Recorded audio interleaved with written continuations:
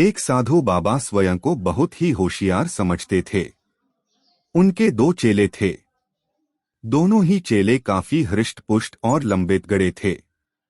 भोजन के बाद जब साधु बाबा अपने आसन पर लेटते तो दोनों चेले बारी बारी से आकर उनके पैर दबा जाते और जब बाबाजी को गहरी नींद आ जाती तब वे दोनों भी अपने अपने आसन पर जाकर आराम करते।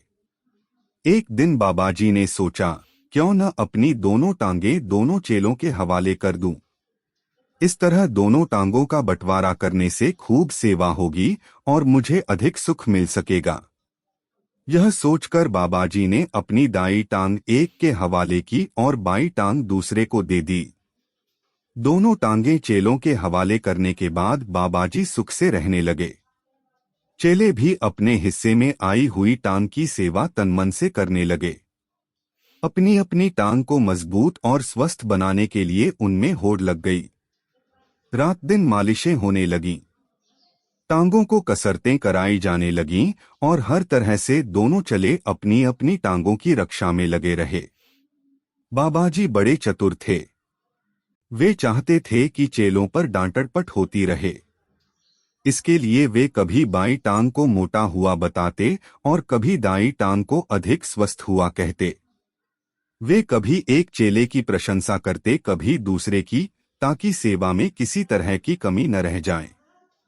धोरे धोरे चेलों में मतभेद पैदा होने लगा। बाबाजी के द्वारा एक की तारीफ करने पर दूसरा चिढ़ जाता। एक से एक बढ़ चढ़कर दोनों यही चाहते थे कि गुरुजी उनसे हमेशा प्रसन्न रहें। एक दिन एक चेले के मन में विचार आया। वह सोचने लगा कि यदि मैं बाबाजी की दाई टांग तोड़ दूं तो दूसरे चेले के पास क्या रह जाएगा। निश्चित ही उसकी तो छुट्टी हो जाएगी। न रहेगा बांस न बजेगी बांसुरी। उस वक्त बाबाजी की दाई टांग का मालिक कहीं गया हुआ था। दोपहर भोजन के बाद बाबाजी ने अपने आसन पर लेट लगाई कि चेले ने उनकी दाई टांग को पकड़ लिया। अरे रे, यह क्या करते हो? बाबाजी चिल्ला उठे।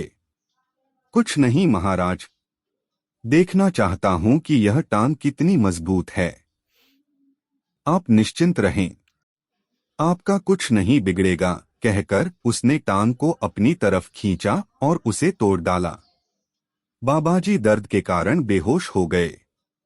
थोड़ी देर में होश आने के बाद देखा कि टूटी हुई टांग का मालिक सामने खड़ा है।